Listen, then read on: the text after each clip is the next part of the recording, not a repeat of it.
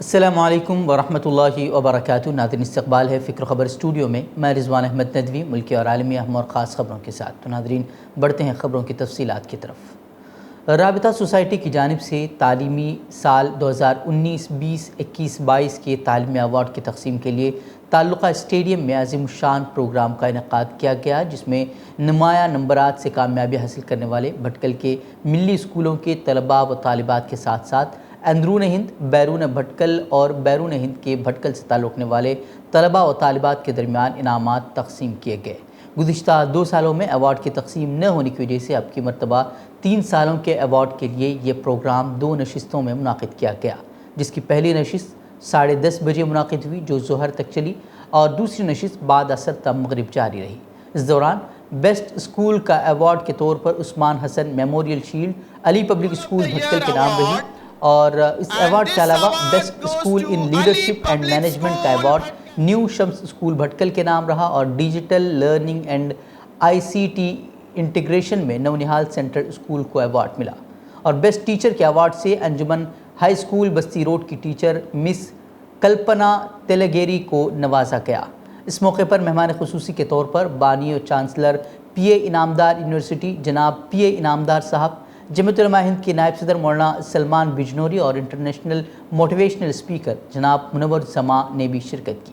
اور یہاں بھٹکل میں رابطہ سوسائٹی کی طرف سے اور دیگر اداروں کی جانب سے جس انداز میں کام ہو رہا ہے اور یہاں کی تعلیمی بیداری دیکھ کر اور اجتماعیت دیکھ کر انہوں نے خوشی کا بھی اظہار کیا اور کہا کہ ہر جگہ بھٹکل کا ماڈل اپنانے کی ضرورت ہے، اور اس موقع پر شہریان بھٹکل کی ایک بڑی تعداد بھی اس موقع پر موجود رہی۔ کل کی مناسبت سے اپنے تمام بھائیوں سے، پورے ملک کے لوگوں سے اگر یہ کمزور سی آواز کہیں تک بھی پہنچ سکے تو یہ گزارش کرنے کو جی چاہتا ہے۔ جو کچھ دیکھا ہے ایک دن میں اپنی ناقص نگاہ سے اور جو کچھ سمجھا ہے تو جی یہ چاہتا ہے کہ اپیل کریں کہ اللہ کے واسطے بھٹکل کا ماڈل ہی اپنانے کی کوشش کریں کام کرنے کے لیے۔ یہاں کے مزاج میں جہاں تک میں نے سمجھا ہے اجتماعی کام کرنے کی جو صلاحیت ہے وہ صلاحیت مسلمانوں کو ہر جگہ اپنے اندر پیدا کرنی ہوگی۔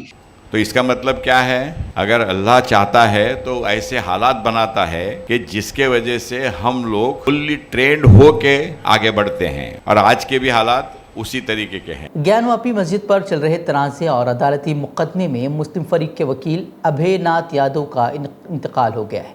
یادو کو دیر رات دل کا دورہ پڑا تھا، جس کے بعد اہل خانہ انہیں اسپتال لے کر گئے، جہاں ڈاکٹروں نے انہیں مردہ قرار دے دیا ہے۔ خیال رہے کہ گیان واپی مسجد اور شنگار گوری مندر معاملے میں تمام فریقین نے پائیداری کے مسئلے پر بھرپور بحث کی ہے۔ اب 4 اگست کو مسلم فریق کی طرف سے جواب دیا جانا تھا، جس میں مسلم فریق کے وکیل ابھے ناتھ یادو کا اہم رول ہوتا۔ خیال ہے کہ گیان واپی مسجد کے احاطے میں واقع وضو خانے میں ایک ڈھانچہ ملا ہے، جس کے بارے میں ہندو فریق کا دعویٰ ہے کہ یہ شیولنگ ہے، جبکہ مسلم فریق کا کہنا ہے کہ یہ ایک فوارہ ہے۔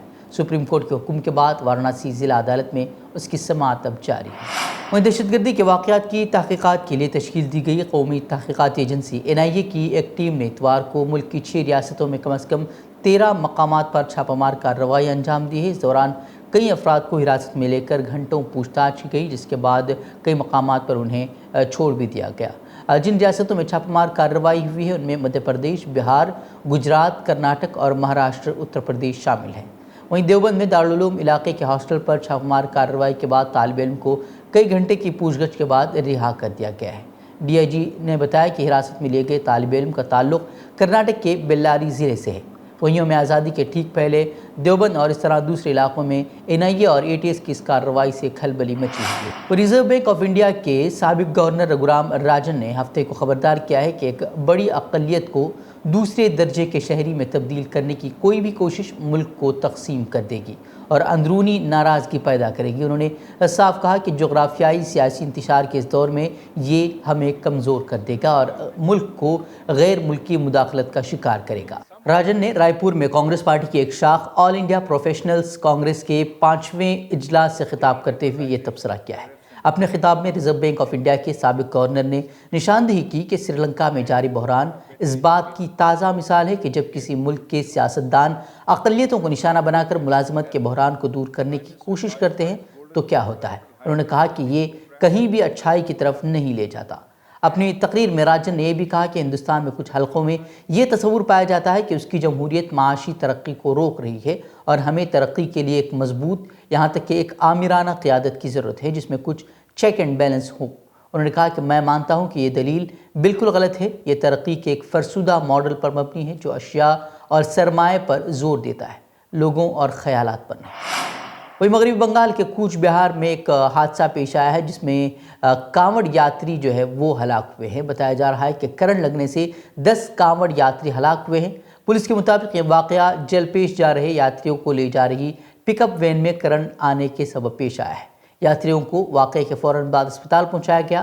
وہیں پولیس نے بتایا کہ ممکنہ طور پر یہ واقعہ وین میں ڈی جے سسٹم کے لیے کی گئی جنریٹر کی وائرنگ کی وجہ سے پیش آیا ہوگا۔ مدھیہ پردیش کے ساگر میں ایک ہی سرنج کا استعمال کرتے ہوئے 30 طالب علموں کو ٹیکہ لگائے جانے کے واقعے کے چند روز بعد ہی ریاست میں طبی لاپرواہی کا ایک اور چونکا دینے والا واقعہ سامنے آیا ہے۔ ضلع شاہدول میں ایک شخص کو اپنی مردہ ماں کی لاش کو موٹر سائیکل سے باندھ کر 80 کلومیٹر دور اپنے گاؤں واپس لے جانے پر مجبور کیا گیا کیونکہ ڈسٹرکٹ اسپتال نے وین انہیں فراہم نہیں کی۔ وہ شخص نجی گاڑیوں کا متحمل نہیں تھا جس نے سفر کے لیے 5000 روپے مانگے تھے۔ دراصل دو نوجوان اپنی ماں کے علاج کے لیے ضلع انوپ پور سے شاہڈول میڈیکل کالج آئے تھے۔ ان کا دعویٰ ہے کہ ان کی والدہ کی موت مناسب علاج نہ ہونے کی وجہ سے ہوئی اور اسپتال نے ان کی لاش کو تک لے جانے کے لیے گاڑی فراہم نہیں کی۔ وہیں بیٹوں نے 100 روپے میں ایک لکڑی کا سلیب خریدا، اپنی ماں کی لاش کو اس سے باندھا اور اسے 80 کلومیٹر تک انوپ پور ضلع میں اپنے گاؤں وہ لے گئے۔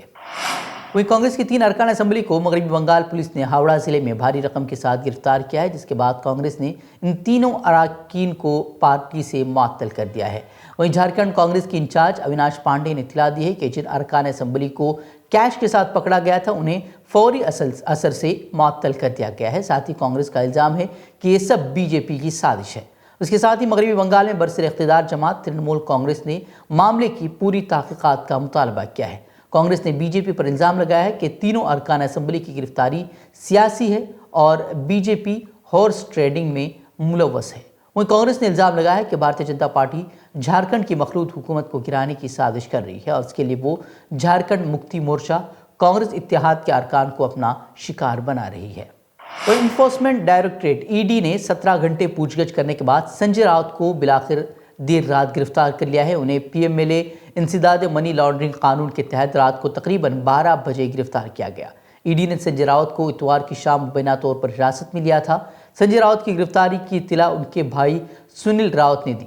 گرفتاری کے تعلق سے انہوں نے کہا کہ ان کی آواز کو دبانے کے لیے ان کی گرفتاری ہوئی ہے اور جو رقم 10 لاکھ کی جو ان کے گھر سے برآمد کی گئی ہے وہ شیو سینا کارکنوں کے ایودھیا دورے کے لیے رکھی گئی تھی۔ اس رقم پر ایکناتھ شندے ایودھیا یاترا بھی لکھا ہوا تھا۔ وہیں کچھ شیو سینکوں نے ای ڈی کے دفتر کے باہر نعرے بھی لگائے۔ وہیں راجیہ سبھا کے قائد حزب اختلاف اور کانگریس لیڈر ملکارجن کھڑگے نے کہا کہ بی جے پی اپوزیشن مکت بھارت بنانا چاہتی ہے، اس لیے سنجے راؤت پر کارروائی کی گئی ہے۔ ہم پارلیمنٹ میں مہنگائی، گجرات میں زہریلی شراب سے اموات جیسے مسائل اٹھائیں گے، اس طرح کی باتیں انہوں نے کہی۔ وہیں راجستھان کے وزیر اعلیٰ اشوک گہلوت نے الزام لگایا کہ تفتیشی ایجنسیاں جیسے کہ مرکزی تفتیشی بیورو اور انفورسمنٹ ڈائریکٹریٹ مرکز کے دباؤ میں کام کر رہے ہیں۔